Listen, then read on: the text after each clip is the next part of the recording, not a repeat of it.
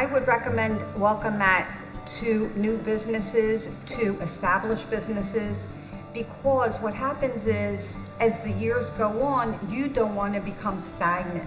You want to increase your business.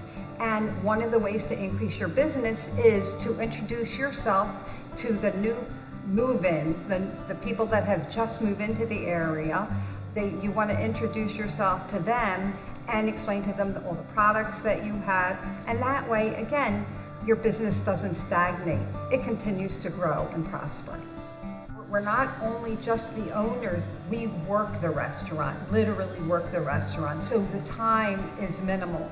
So Debbie will come in and remind me, Dena, we can do this, we can do that, we can change things, we can increase your zip code base, and that helps us a great deal. The challenges for a small business are always competing with the bigger businesses, and the bigger businesses have a large budget when it comes to marketing. Small businesses do not.